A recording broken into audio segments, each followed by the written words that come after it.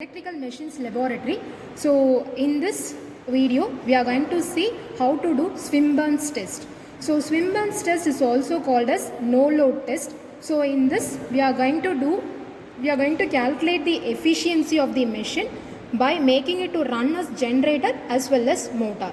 So here the basic thing which we have to do before starting the experiment is we have to make the position of the rheostat in the minimum point. So this is the block diagram of a Swinburne's test. So you are having the input supply. So you are applying 220 volt DC supply, and next thing it is you are connecting a voltmeter across the input supply. Then there is a ammeter. The rating of ammeter used in this circuit is 0 to 20 amps. After that you are having a starter. So since this is a DC machine, definitely you need a starter to start the machine.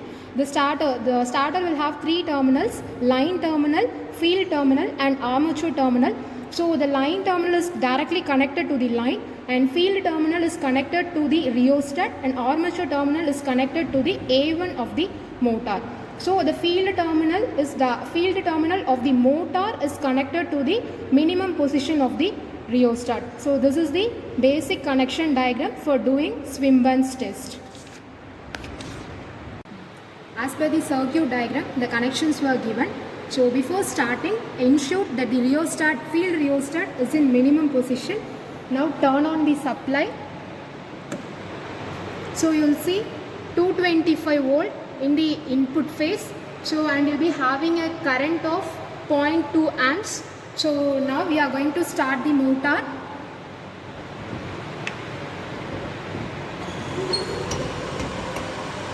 So switch on the 3-point starter. Now the machine starts to run.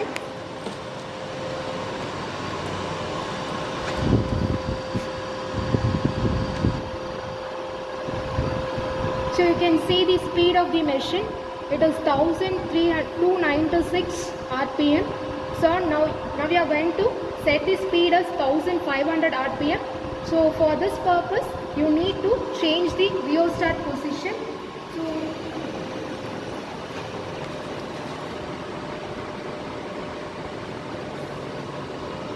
By increasing the value of resistance, the speed of the motor will get raised.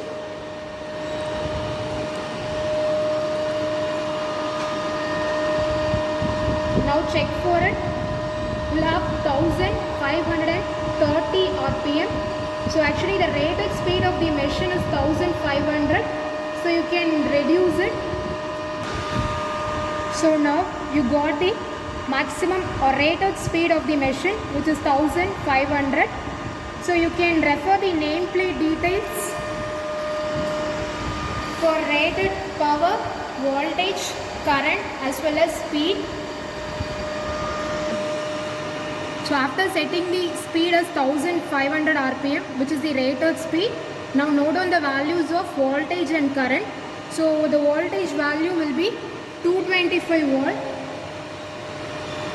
And now check for the current value.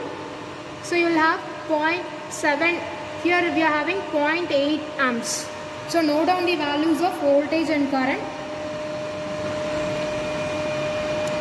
So after that you need to calculate the armature resistance. So by means of using the value of obtained, you can make use of this formula, which is RA is equal to V into 1.5 divided by I. You can calculate the value of armature resistance. In Swinburne's test, we are calculating the efficiency of the machine when running as generator as well as motor. So fill the tabulations as per the formulas given below for generator and also for motor.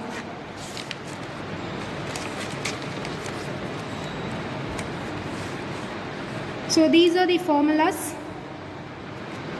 which is used for calculating the power and efficiency. So the load current IL, it is calculated based on the no load current.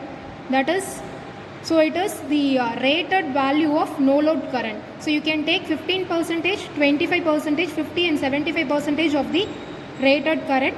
So by using this you can get different values and you can tabulate it.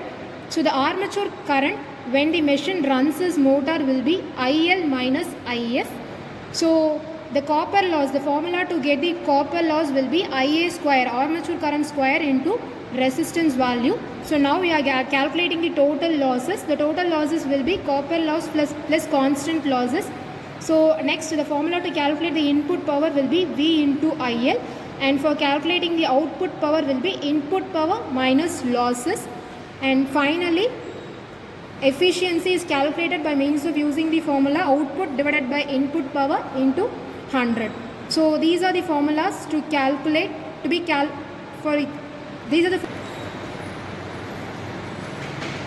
are the formulas for calculating the efficiency of the motor.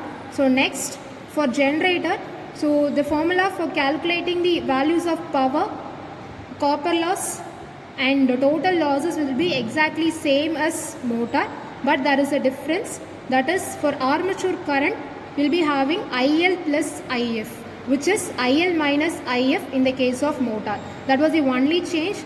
So by means of using all the formulas, you can make the tabulation and you can calculate it. After calculating the values, now plot a graph against output power and efficiency. So take the output power in x-axis and efficiency in y-axis, and with the values of with the series of values obtained, plot the graph for generator as well as motor. So this graph shows the efficiency of the DC machine when running as generator and motor. So in this way, you have to calculate the efficiency of a DC machine by means of using Swinburne's test. That's all. Thank you.